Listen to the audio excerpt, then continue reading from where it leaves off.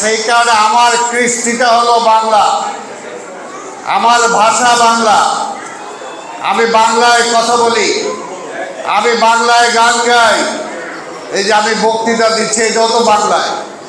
কি কথা ঠিক কিনা? সেই কারণে আমার মায়ের ভাষা বাংলা। এই বাংলাকে প্রতিষ্ঠা করার জন্য আমাদেরও আগে অনেকে বুকের রক্ত দিয়ে গেছে সেই পাকিস্তান আমলে। তোমরা শুনেছ সেটা 21শে ফেব্রুয়ারিতে, তাই সেটা আমি যেতে চাই না। আজকে 21শে ফেব্রুয়ারি, আজকে হলো পয়লা বৈশাখ। এই পয়লা বৈশাখে তোমরা কি পান্তা ভাত কেউ খাইছো? না না, সবাই খাও নাই। খাইছো? কে কে খাইছো হাত তুলো দেখি। এই খুব কম। ঠিক আছে, একটা দিন আমরা চেষ্টা করব, এই কথা বলো না, আমরা চেষ্টা করব সবাই। কারণ যার সংস্কৃতি নিজে ধারণ করতে পারে না, সে ভবিষ্যতে সামনে যেতে পারে না। আমার সংস্কৃতি আমার গৌরব। তোমরা জাতিসংঘ দেখছো, জাতিসংঘে দেখবা, কারণ এখন সাহেবী পোশাক হলো কোট স্যুট, প্যান্ট কোট পরবে, স্যুট পরবে, স্যুট পরে একটা ভদ্রলোক সব জায়গায় যাবে, ইংরেজিতে কথা বলবে। এটাই তো আমরা বুঝি ভদ্রতা, নাকি? এটাই বুঝি আমরা সভ্যতা, এটাই বুঝি আমরা জ্ঞানের ব্যাপার। কিন্তু পৃথিবীতে বহু দেশ আছে এখনো সেই যে লুঙ্গির মতো একটা ড্রেস পরে, একটা ফতুয়ার মতো একটা ড্রেস পরে, এইটা তার ঐতিহ্য।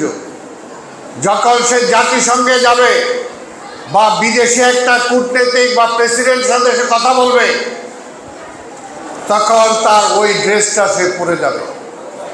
এবং সে যদি ইংলিশ জানেও, তোমরা সবাই মনে করো যে বিদেশে বোধহয় সবাই ইংলিশে কথা বলে না, সবাই ইংলিশে কথা বলে না।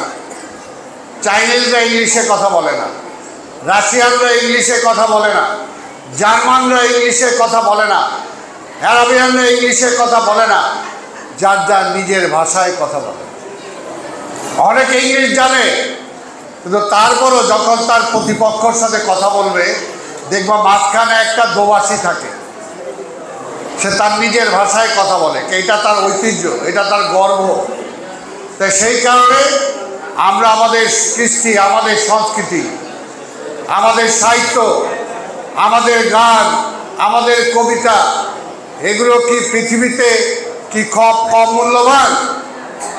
কি বলো, কম মূল্যবান না? এগুলো অনেক মূল্যবান। আমার কবি নজরুল সারা পৃথিবীতে প্রতিবাদের একটা প্রতীক। বিশ্বকবি রবীন্দ্রনাথ তার সাহিত্য আজকে বিশ্ব ভারতে সেটা নোবেল প্রাইজ পেয়েছে। তাই আমরা আমাদের ভাষাকে নিয়ে আমরা গর্ব করি, আমাদের সংস্কৃতিকে নিয়ে আমরা গর্ব করি।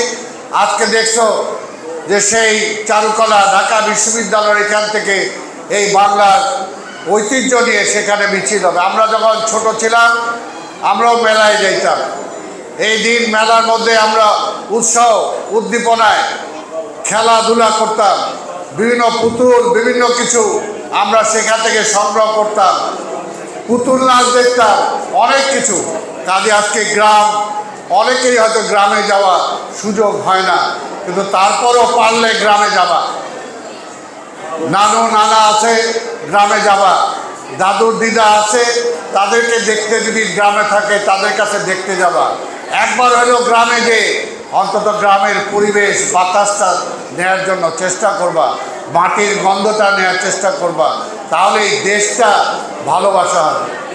এই দেশের ভালোবাসায় কীভাবে জন্মাবে?